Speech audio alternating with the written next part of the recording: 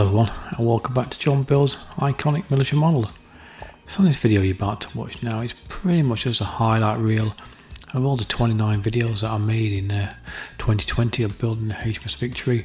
And it's just been edited down a little bit faster pace, a little bit easier to view.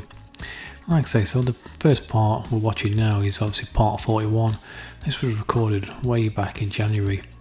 And when we think about January, like when we kind of think about the year we've all faced, I don't think nobody really knew about what the next 12 months were going to mean to us all. And like I say, I know some people have lost loved ones, and for that I'm incredibly sad.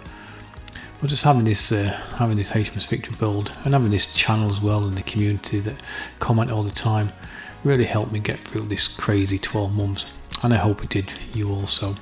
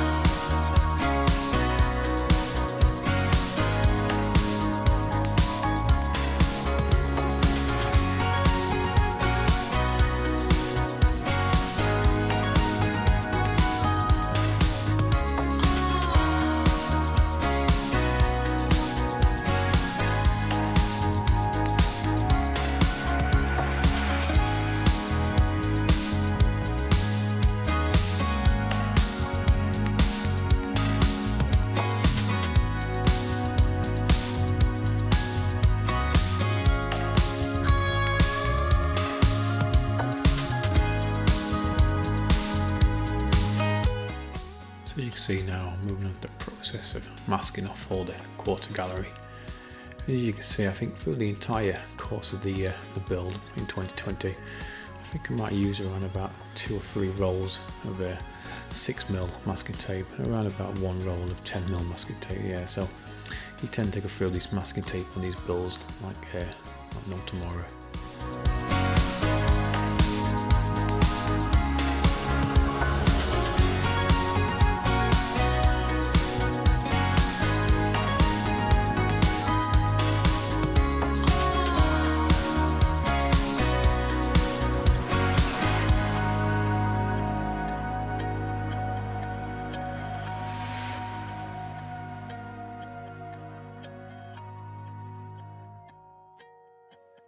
I always found one of the most satisfying things about this build is when you actually get the time to peel away all the masking tape and start to reveal some of the details that you've just painted in.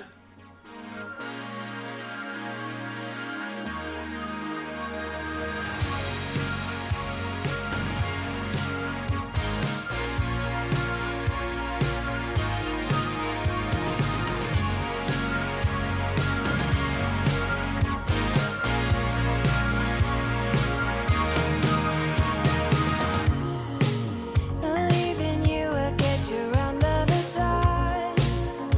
Alright.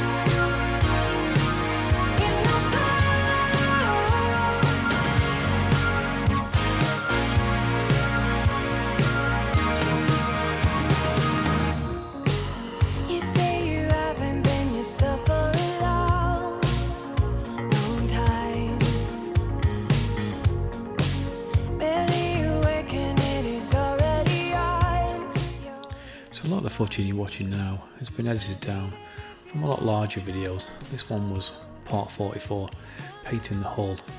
And the video is around about 30 minutes long, and I go a lot more into detail about the masking process and the painting process of painting the hull.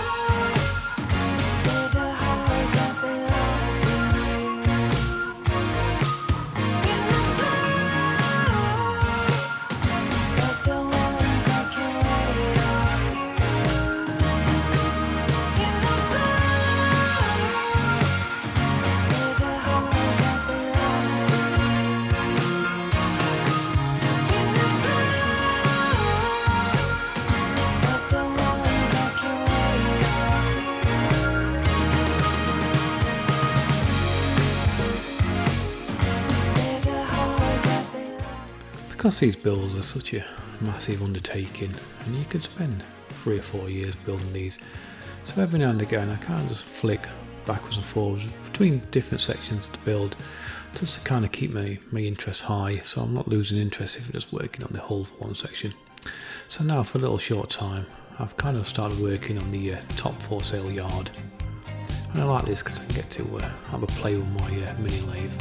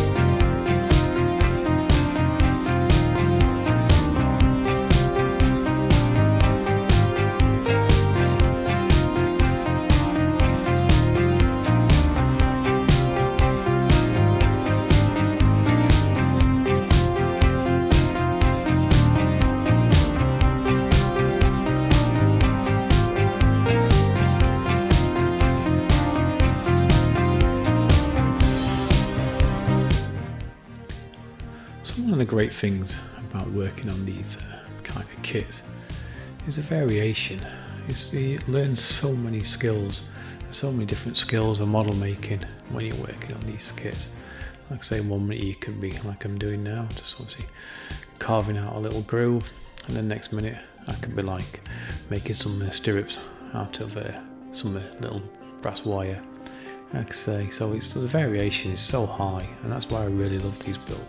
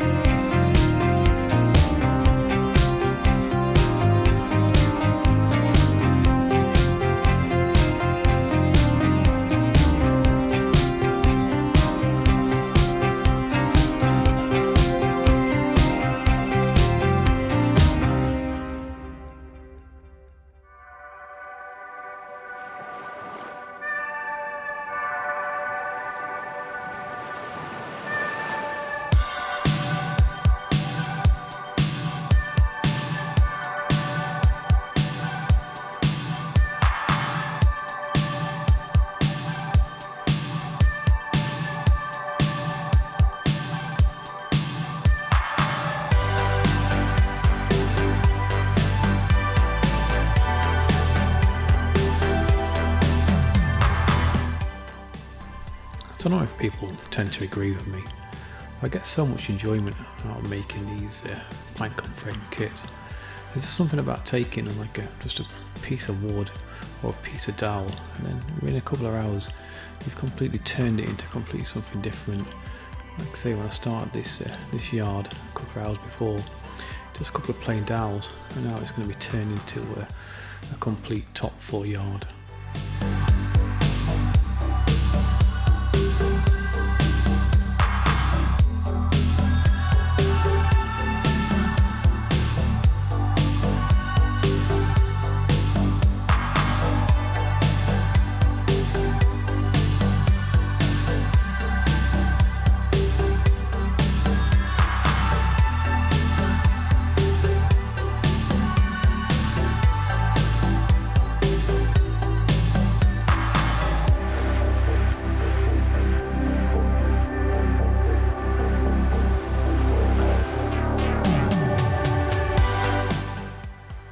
Now I've moved on to the lower muzzin mast, and this is the last mast that I've got to assemble.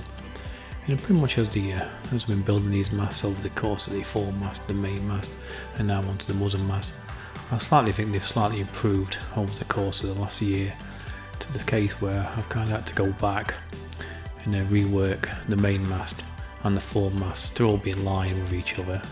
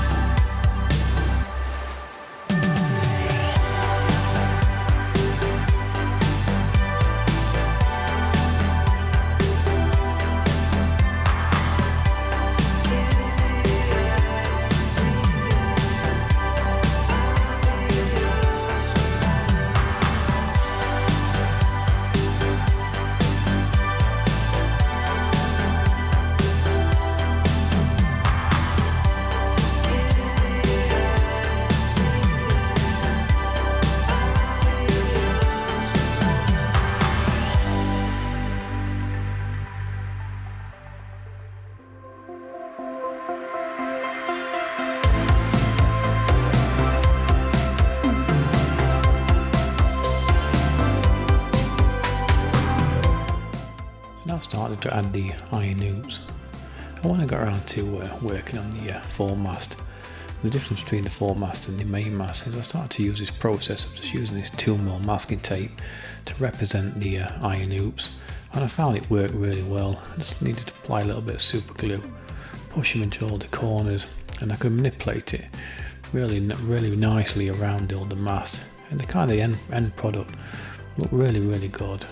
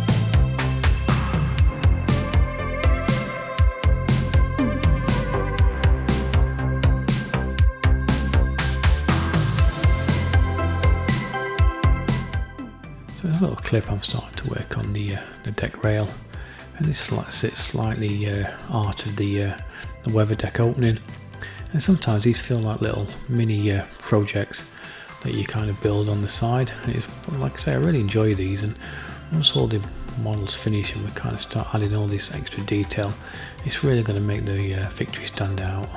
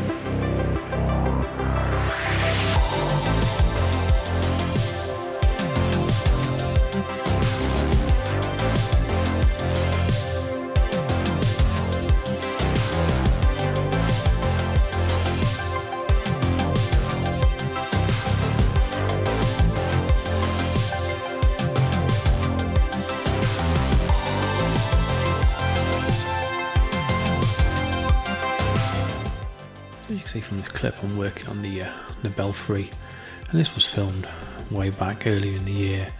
And over the course of the last 12 months, I've kind of evolved slightly, and I've also met a guy who does these amazing 3D printed parts for HMS Victory.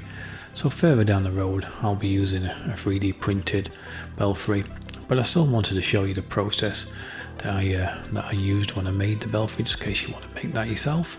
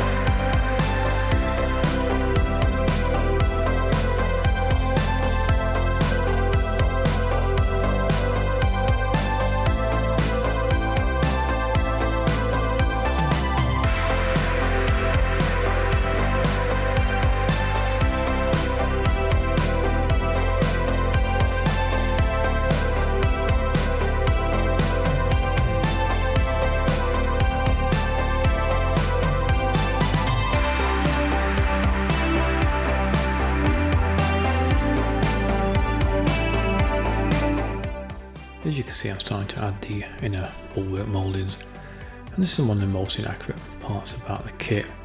On a real HMS Victory it calls for 2 inner bulwark mouldings, but with this kit it only asks for 1. But I decided just to go with the kit instructions this time.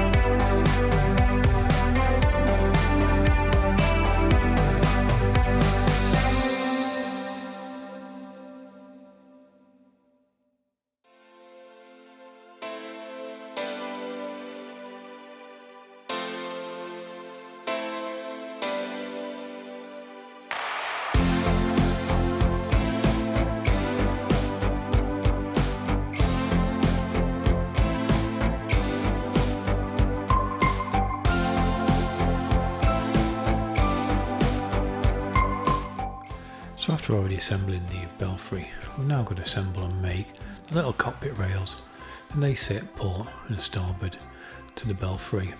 And we get a few laser cut parts and a couple of die cast parts as well that we just need to make up the cockpit rails.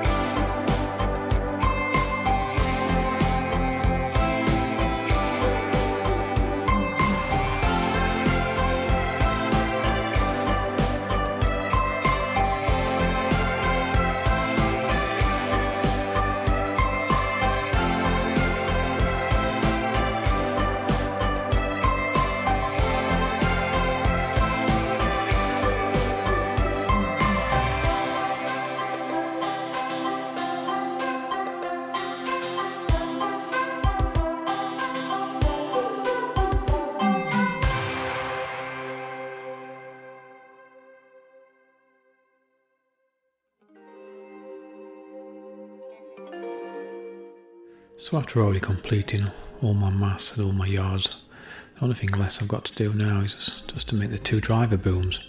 And like I say, I just brought the plans over again and I'm just using them to make up the boom.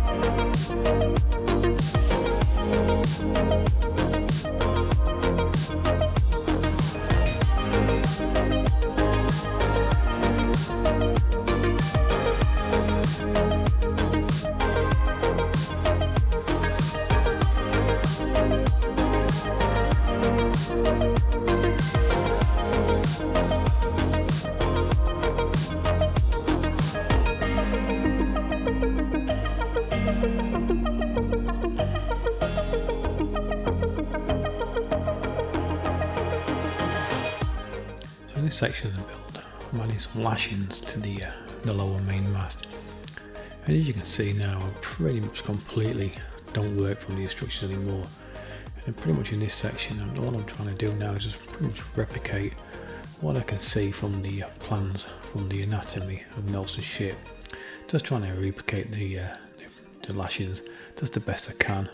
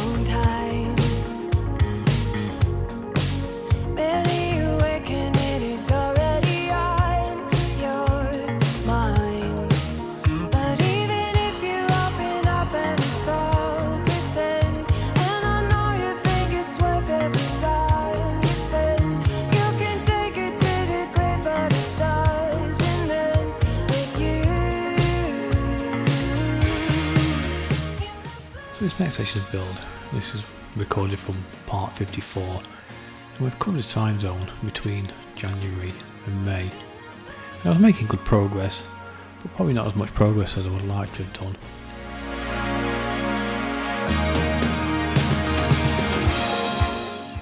But as you can see, I'm working on the forecastle, quite a large section of this forecastle, so I only actually filmed the front of the beakheads part.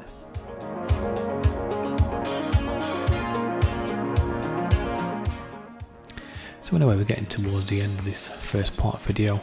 I'll have part 2 out soon, but before we go, I just want to say a big thank you to everybody who supported my channel in 2020. I've added around about 3,000 subscribers, and I've probably made myself a little bit more well known to the model building community, and especially this model ship building community. And I've gone to the stage now where I get a lot of questions and people asking me advice and obviously wanting some help. So I really enjoyed that, because that's one of the reasons I started the channel.